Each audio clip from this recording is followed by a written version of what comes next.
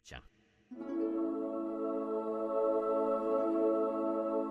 이스라엘 자손이 애굽 땅에서 나온 지 480년이요 솔로몬이 이스라엘 왕이 된 지 4년 12월 곧 둘째 달에 솔로몬이 여호와를 위하여 성전 건축하기를 시작하였더라.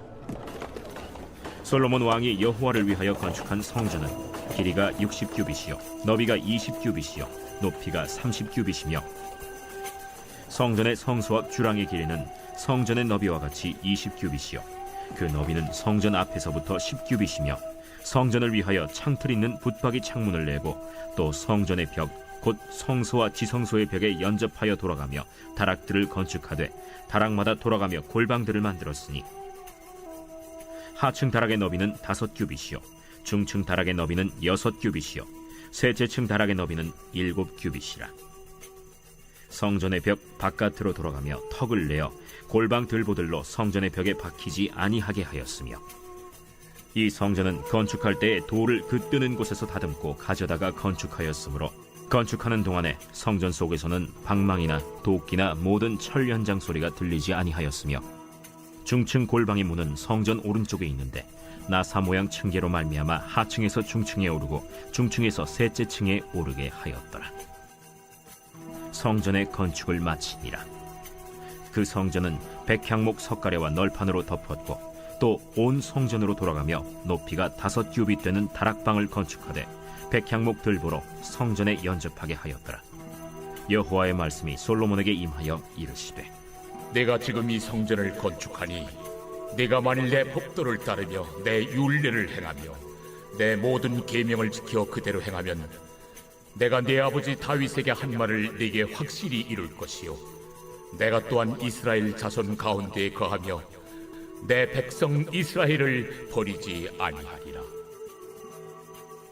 솔로몬이 성전 건축하기를 마치고 백향목 널판으로 성전의 안벽 곧 성전 마루에서 천장까지의 벽에 입히고 또 잣나무 널판으로 성전 마루를 놓고 또 성전 뒤쪽에서부터 20규빗 되는 곳에 마루에서 천장까지 백향목 널판으로 가로막아 성전의 내소 곧 지성소를 만들었으며 내소 앞에 있는 외소 곧 성소의 길이가 40규빗이며 성전 안에 입힌 백향목에는 박과 핀 꽃을 아로새겼고 모두 백향목이라 돌이 보이지 아니하며 여호와의 언약궤를 두기 위하여 성전 안에 내소를 마련하였는데 그 내소의 안은 길이가 20규빗이요 너비가 20규빗이요 높이가 20규빗이라.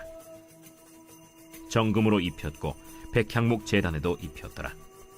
솔로몬이 정금으로 외소 안에 입히고 내소 앞에 금사슬로 건너지르고 내소를 금으로 입히고 온 성전을 금으로 입히기를 마치고 내소에 속한 제단의 전부를 금으로 입혔더라. 내소 안에 감람나무로 2그룹을 만들었는데 그 높이가 각각 10규빗이라. 한 그룹의 이쪽 날개도 5규빗이요 저쪽 날개도 5규빗이니 이쪽 날개 끝으로부터 저쪽 날개 끝까지 10규빗이며 다른 그룹도 10규빗이니 그 2그룹은 같은 크기와 같은 모양이요 이 그룹의 높이가 10규빗이요 저 그룹도 같았더라. 솔로몬이 내소 가운데에 그룹을 두었으니 그룹들의 날개가 퍼져 있는데 이쪽 그룹의 날개는 이쪽 벽에 닿았고 저쪽 그룹의 날개는 저쪽 벽에 닿았으며 두 날개는 성전의 중앙에서 서로 닿았더라. 그가 금으로 그룹을 입혔더라. 내외소 사방벽에는 모두 그룹들과 종려와 핀꽃 형상을 아로새겼고 내외 성전 마루에는 금으로 입혔으며 내소에 들어가는 곳에는 감람나무로 문을 만들었는데 그 문인방과 문설주는 벽의 5분의 1이요 감람나무로 만든 그 2 문짝에 그룹과 종려와 핀꽃을 아로새기고 금으로 입히되 곧 그룹들과 종려에 금으로 입혔더라. 또 외소의 문을 위하여 감람나무로 문설주를 만들었으니 곧 벽의 4분의 1이며 그 2 문짝은 잣나무라. 이쪽 문짝도 2짝으로 접게 되었고 저쪽 문짝도 2짝으로 접게 되었으며 그 문짝에 그룹들과 종려와 핀꽃을 아로새기고 금으로 입히되 그 새긴 데에 맞게 하였고 또 다듬은 돌 3켜와 백향목 두꺼운 판자 1켜로 둘러 안뜰을 만들었더라. 넷째 해 15월에 여호와의 성전 기초를 쌓았고 11째 해 불월 곧 8째 달에 그 설계와 식양대로 성전 건축이 다 끝났으니 솔로몬이 7년 동안 성전을 건축하였더라. 새벽 영성 기도 시간입니다. 오늘은 열왕기상 6장 말씀 함께 살펴보겠습니다. 이스라엘 역사상 여호와께서 거하시는 집을 지은 사람은 총 3사람입니다. 첫 번째 사람은 출애굽의 위대한 일을 행한 모세입니다. 그는 이동식 천막의 형태로 성막을 만들었습니다. 두 번째로 성막을 성전으로 바꾼 솔로몬입니다. 솔로몬은 하나님의 성전을 지음으로 단숨에 역사상 가장 유명한 사람이 되었습니다. 그리고 세 번째로는 바벨론 포로에서 돌아온 후 성전을 지은 수룹바벨입니다.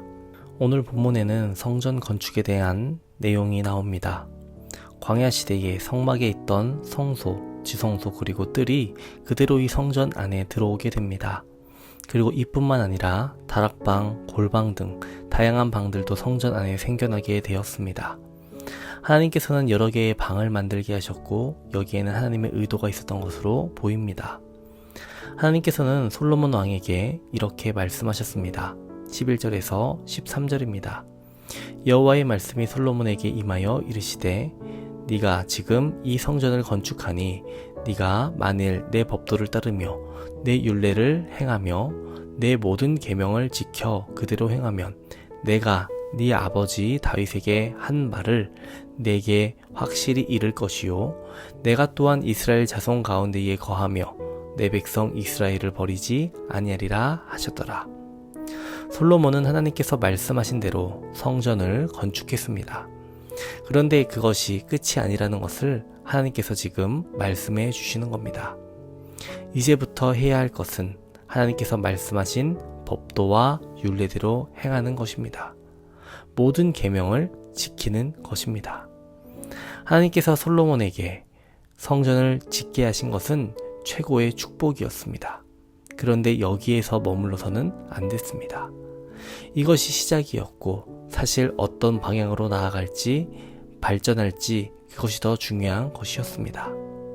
하나님께서 원하신 것은 하나님의 말씀을 이 성전에 가득 채우는 것이었습니다. 그러나 안타깝게도 솔로몬은 성전만 지었지 그 성전을 채울 수 있는 말씀을 풍성하게 하지는 못했습니다. 하나님의 말씀이 성전 안에 가득했어야 하고 하나님께 드리는 기도 소리와 찬양 소리가 성전에 울렸어야 했는데 그렇지 않았던 것입니다.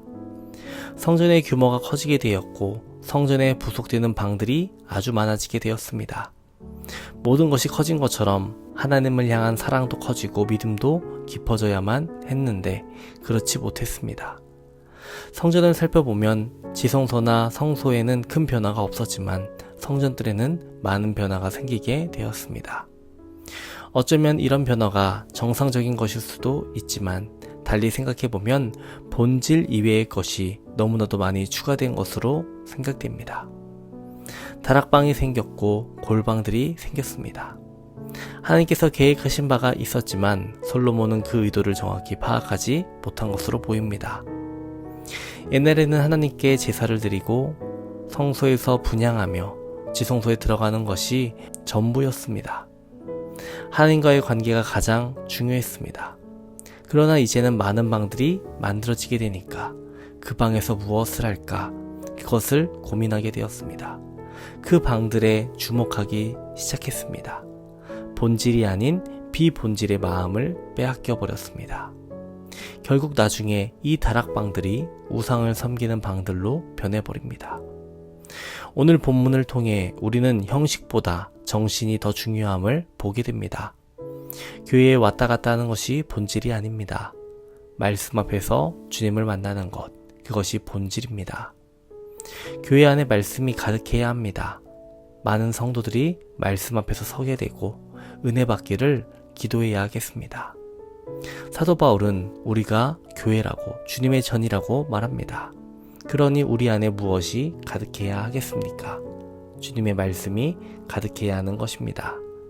성도들이 오직 말씀으로, 오직 믿음으로, 오직 은혜로 서기를 기도해야 합니다.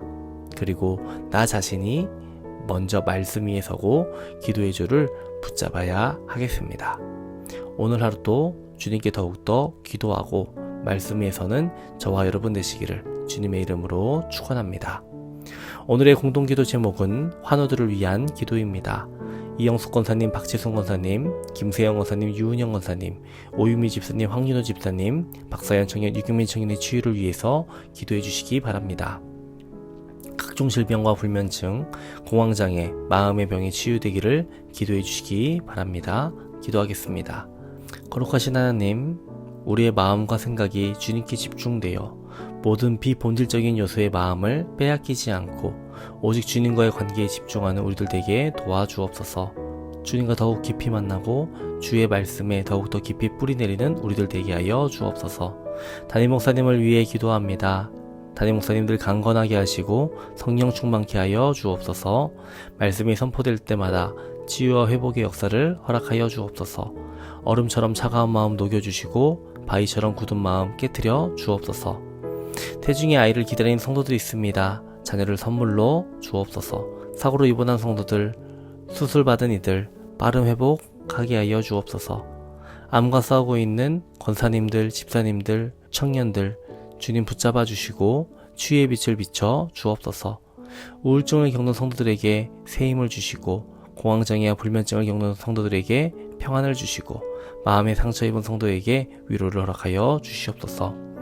연로하신 장로님들, 권사님들에게 위로와 용기를 더해 주옵소서. 노년의 삶이 외롭지 않게 하시고 은혜롭게 하여 주옵소서. 기력이 없어 누워 계시지 않게 하시고 주님 나라 가시기 전까지 걸을 수 있는 건강 주옵소서. 청년부 수련회 중에 있습니다. 모든 일정 가운데 하나님께서 지키시고 함께하여 주옵소서. 안전케 하시고 어떤 사건 사고 없게 하여 주옵소서. 오늘도 주님께서 우리의 걸음을 인도하시고 지켜주시옵소서. 감사드리며 예수님의 이름으로 기도합니다. 아멘.